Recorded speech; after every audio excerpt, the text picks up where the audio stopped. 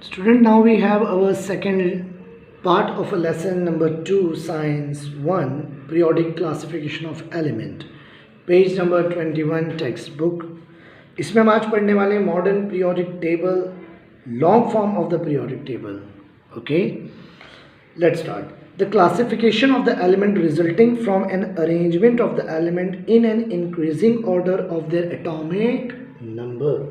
Last topic हमने क्या पढ़ा कि अब तक सारे साइंटिस्ट एलिमेंट्स को क्लासीफाई किसके अकॉर्डिंगली कर रहे थे, अकॉर्डिंग टू एटॉमिक मास.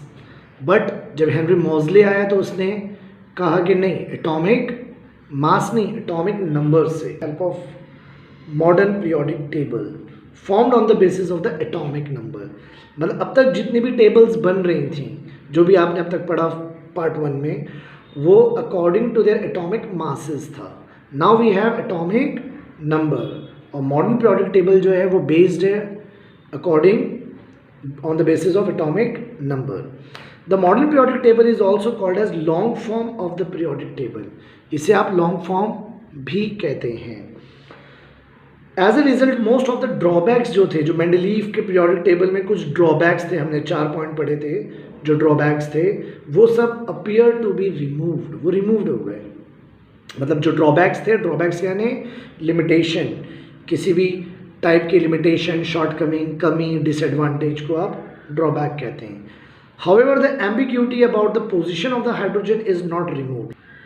लेकिन एक प्रॉब्लम अभी भी थी कि पोजीशन ऑफ द हाइड्रोजन क्या है, वो रिमूव नहीं हुआ. Even in the modern periodic table, even modern periodic table में भी ये बात क्लियर नहीं हुई कि हाइड्रोजन की क्या जगह होनी चाहिए. ओके, प्रीवियस स्टैंडर्ड में इलेक्ट्रॉनिक कॉन्फ़िगरेशन के बारे में आपने पढ़ा है. ओके, जिसमें इलेक्ट्रॉन को आप डिस्ट्रीब्यूट करते हैं in the shells. Electronic configuration आगे आएगा भी, लेकिन थोड़ा सा यहाँ बता दूँ electronic configuration. For example, sodium के पास 11 इलेक्ट्रॉन है. सोडियम के पास 11 इलेक्ट्रॉन है. तो 11 इलेक्ट्रॉन्स को हम जो शेल्स में डिस्ट्रीब्यूट करते हैं, तो पहले शेल में 2, देन 8, देन 1. ये जो डिस्ट्रीब्यूशन है 2, 8, 1, दिस डिस्ट्रीब्यूशन ऑफ इलेक्ट्रॉन को ही आप कहते हैं electronic configuration. Total number of the electron जो होते हैं इन एन एटम वो सेम होते हैं एज द एटॉमिक नंबर. मतलब जितना किसी भी एलिमेंट का एटॉमिक नंबर होता है, उतने ही उसके पास नंबर ऑफ इलेक्ट्रॉन्स होते हैं, और जितने ही नंबर ऑफ इलेक्ट्रॉन्स होते हैं उतने ही नंबर ऑफ प्रोटॉन्स भी होते हैं. बट ये कॉन्सेप्ट अभी आगे है. The relationship between the atomic number of an element and it's electronic configuration clearly seen in the modern periodic table. आप मॉडर्न पीरियोडिक टेबल के अंदर साफ साफ देख सकते हैं relationship between atomic number of an element और इलेक्ट्रॉनिक कॉन्फ़िगरेशन. नेक्स्ट टॉपिक अब हमारा आ रहा है structure of modern periodic table. जो हमारी मॉडर्न पीरियोडिक टेबल है उसका स्ट्रक्चर क्या है, इसमें एक एक्सरसाइज में क्वेश्चन भी आएगा शायद. मॉडर्न पीरियोडिक टेबल के अंदर कंटेन, बहुत इजीली आप माइंड में रख सकते हैं, कंटेन 7 हॉरिजॉन्टल रो. 7 ऐसे हॉरिजॉन्टल रो 7 है, 1 2 3 4 5 6 7, 1 to 7, और 18 वर्टिकल कॉलम्स, और ऐसे वर्टिकल कॉलम स्टैंडिंग 18 है, 1 2 3 4. अभी टेबल का मैं पीछे आपको फोटो दिखा देंगे, नेक्स्ट पेज पे आने वाला है. एटॉमिक नंबर को serially indicate in the upper part of this boxes. आप इन बॉक्सेस को जब देखेंगे तो उसमें आपको साफ एटॉमिक नंबर नजर आएगा. Each box correspond to the place of 1 element, और हर बॉक्स एक एलिमेंट को रिप्रेजेंट करता है. मतलब अगर फॉर एग्जांपल 118 एलिमेंट्स हैं तो यहाँ लिखे ना 118 बॉक्सेस हैं, फिर जिसमें 7 रोज हैं, 2 रोज नीचे भी हैं. ओके, जस्ट मैं भी पेज पलटने वाला हूँ, इसलिए मैं आपको बीच में नहीं दिखा रहा हूँ, वरना आप देखना चाहें तो चलिए देख लीजिए. ओके, ये मेरे 7 हॉरिजॉन्टल रोज हैं, और यहाँ पर 18 वर्टिकल कॉलम्स हैं. 18 टोटल 18 है वर्टिकल कॉलम्स. ओके, 2 सीरीज नीचे हैं, एक का नाम है लैंथोनाइड सीरीज और एक का नाम है एक्टिनाइड सीरीज. ये एस ब्लॉक होता है, ये पी ब्लॉक होता है, ये डी ब्लॉक होता है, ये एफ ब्लॉक होता है. तो इसकी डिटेल अब आने ही वाली है, जस्ट हम वहाँ पहुँच ही गए. ओके, चलिए तो टोटल 118 बॉक्सेस हैं हमारे पास, क्योंकि हमारे पास एलिमेंट्स भी 118 हैं, तो बॉक्सेस भी 118 हैं ना। 4 ब्लॉक्स हैं इसके अंदर, अभी मैंने नाम लिया था, ओके। एक का ब्लॉक का नाम है एस ब्लॉक, और एक का नाम है पी ब्लॉक, एक का नाम है डी ब्लॉक, और एक का नाम है एफ ब्लॉक। अब ध्यान से सुनिए, एस ब्लॉक 1 and 2 ग्रुप वाला होता है, 13 से 18 ग्रुप पी ब्लॉक होता है, 3 से 12 जो बीच में 3 से 12 है आपका, वो डी ब्लॉक होता है। लैंथेनाइड और एक्टिनाइड अभी मैंने नाम बताया था आपको पीछे, ये 2 सीरीज बॉटम में होती हैं, ये एफ ब्लॉक एलिमेंट्स होती हैं। डी ब्लॉक एलिमेंट्स को ट्रांजिशन कहते हैं। एक जिगजैग लाइन आती है जो पी ब्लॉक्स में आपको दिखेगी, ओके। ये आपकी metalloids element lie along the border of the zigzag line, मतलब जितने भी हमारे मेटलॉइड्स हैं, एक होता है मेटल, एक होता है नॉन मेटल।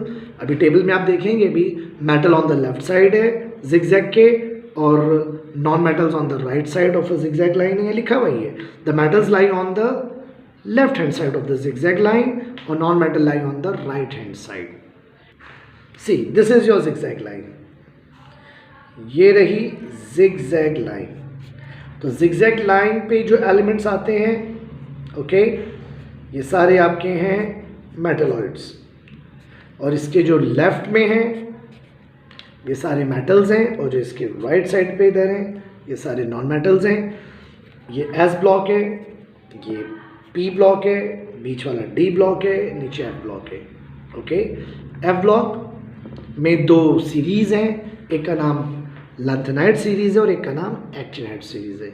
एक बात मैं रुक के बोल दूँ, ओके, एवरी ईयर मैं बोलता हूँ बच्चों को, कितने बच्चे हमसे कहते हैं सर ये टेबल लर्न करनी है, मतलब वो कहाँ से सुनते हैं पता नहीं, किससे सुनते हैं, या कुछ स्कूल में ऐसा सुनते हैं, वो मुझसे आके पूछते हैं सर ये टेबल लर्न कैसे करें। लर्निंग मतलब टेबल सारे एलिमेंट्स लर्न करें, तो जो टेबल आपको लर्न नहीं करनी है, okay.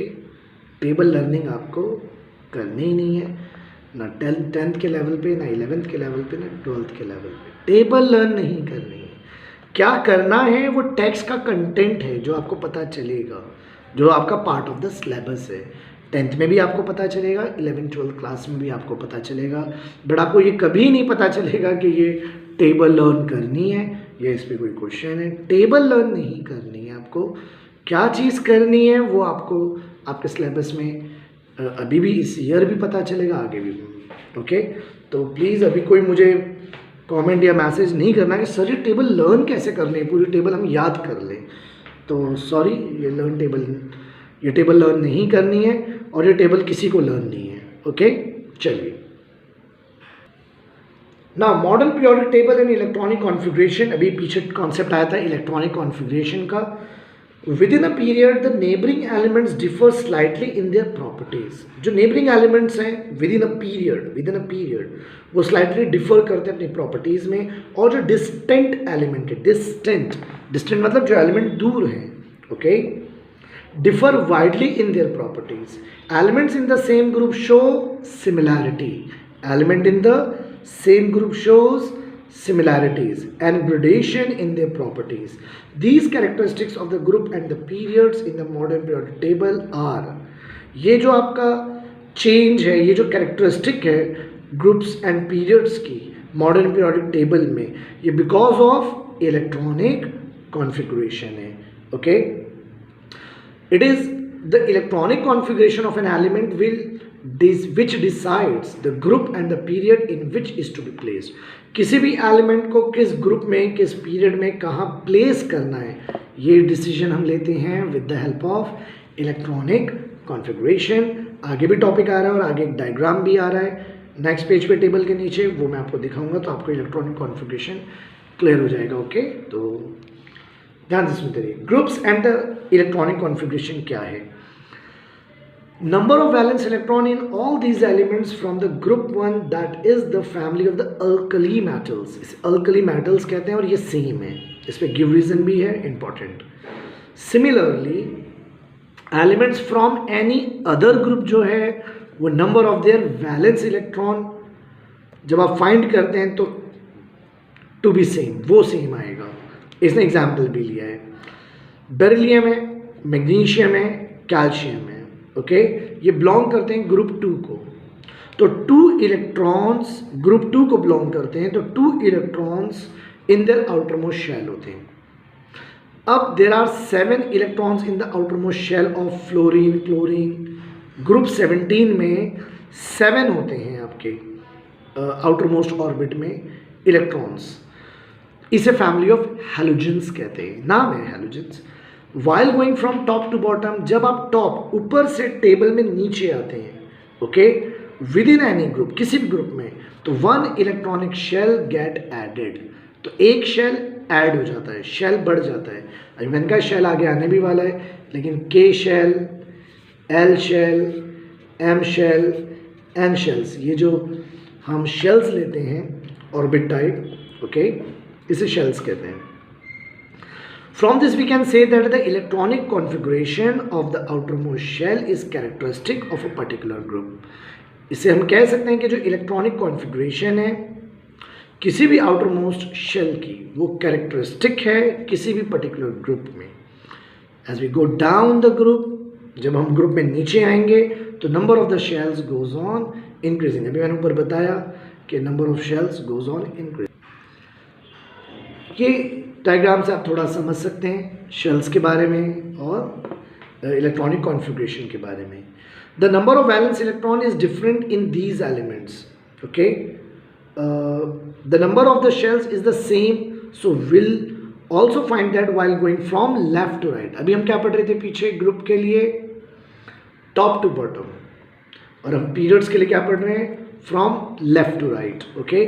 Within the period, the atomic number increases by 1 at a time and the number of valence electron also increase by 1. मतलब आपके इलेक्ट्रॉन भी एक एक बढ़ रहे हैं, ओके, मतलब आपका एटॉमिक नंबर भी 1 इंक्रीज हो रहा है और आपके वैलेंस इलेक्ट्रॉन भी इंक्रीज बाय 1 है। तो ये मैं टेबल आपको पहले दिखा चुका हूँ, फिर एक बार देख लीजिए। S block, P block, D block, F block, ये 4 ब्लॉक्स होते हैं।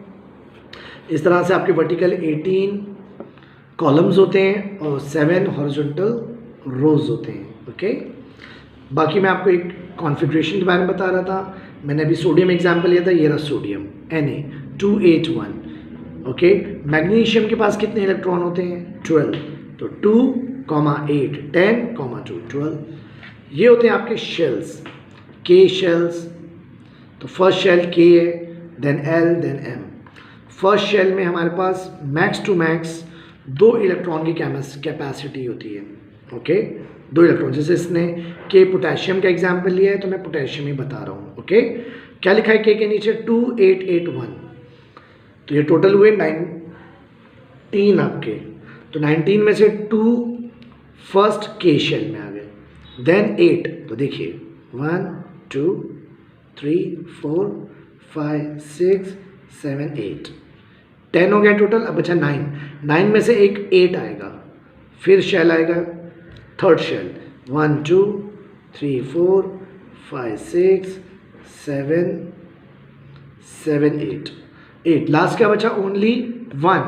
ये 1 बिल्कुल लास्ट शेल में रहेगा। इसको आप शेल 1 2 3 4 नंबर्स में भी लिख सकते हैं और के एल एम एन शेल्स करके भी लिख सकते हैं। Now the elements with the same number of the shell occupied by electron belongs to the same period, okay। जो elements same number of shells वाले होते हैं occupied by the electron belong to the same period होते हैं। The element in the second period में example आ रहा है lithium, beryllium, boron, etc. Have electrons in the 2 shells, okay, K और L, क्योंकि उनकी कैपेसिटी इतनी है कि वो के और एल में होते हैं, okay. The elements in the third period, sodium, magnesium, aluminium, silicon, ये एग्जांपल्स हैं। Have electron in the 3 shells, मतलब कोई एक शेल में भी होता है, ओके। एक शेल में कौन होता है, हाइड्रोजन, हाइड्रोजन C1 शेल में होता है, ओके। देन 2 शेल्स वाले भी हैं कुछ एग्जांपल्स जो यहाँ पर आए, फिर 3 शेल्स वाले भी एग्जांपल्स आ रहे हैं। तो ये के शेल फर्स्ट है, एल शेल सेकेंड है और एम शेल थर्ड है, okay. As per the electron holding capacity of the shell 2 elements are present in the first period. अभी मैंने आपको पीछे बताया है कि फर्स्ट शेल में मैक्सिमम कैपेसिटी 2 है, डुप्लेट 2 की कैपेसिटी है, और 8 elements in the second period होते हैं। थर्ड पीरियड में also contain only 8 elements due to the law of electron octet. There are a few more factors which control the filling of electrons in the subsequent periods which will be considered in the next standard. मतलब यहाँ पर आपके 10th class में इस information को यहीं पर रोक दिया है, ये बात कह के कि there are few more factors. अब वो फैक्टर्स क्या हैं, वो कह रहा है आपसे, टेक्स्ट कह रहा है, आपका सिलेबस आपसे कह रहा है कि ये आप आने वाली स्टैंडर्ड्स में, जब आपकी केमिस्ट्री का लेवल इंक्रीज़ हो जाएगा, जब आप और डेप्थ में केमिस्ट्री को पढ़ेंगे, तो वो फैक्टर्स वहाँ पर आएंगे। The chemical reactivity of an element is determined by the number of the valence electrons in it and the shell number of the valence shell. Chemical reactivity किसी भी एलिमेंट की डिटरमाइंड होती है उसके नंबर ऑफ वैलेंस इलेक्ट्रॉन से। Valence electron क्या होता है, जो लास्ट शेल होता है उसे वैलेंस शेल कहते हैं, ओके, और जो लास्ट नंबर ऑफ इलेक्ट्रॉन्स होते हैं वो उसके वैलेंस इलेक्ट्रॉन होते हैं। The information on this point is obtained from the position of the element in the periodic table, और ये इंफॉर्मेशन ऑब्टेन्ड होती है आपका एलिमेंट पीरियोडिक टेबल में किधर है उससे, कि मतलब पूरी टेबल में आपका एलिमेंट है किधर। That is the modern periodic table has proved useful for study of element. इस तरह से मॉडर्न पीरियोडिक टेबल काफ़ी प्रूव यूजफुल हुई है एलिमेंट्स की स्टडी के लिए। तो this is all about your second part of this lesson, okay. इसको मैं 3 पार्ट में कराऊंगा और अब हम थर्ड पार्ट नेक्स्ट वीडियो में लेंगे, ओके। कोई डाउट है, कोई प्रॉब्लम है, कोई वर्ड क्लियर नहीं है, प्लीज़ मुझे मैसेज करें। व्हाट्सएप से आप लोग डाउट पूछ ही रहे हैं, मैंने यहाँ पर आपके लिए पॉइंट्स मार्क कर रखे हैं, मेन वर्ड्स को, उसे आप भी दिख रहा है साफ साफ, मार्क करें और इसके अकॉर्डिंगली आप इसे कर सकते हैं। Thank you.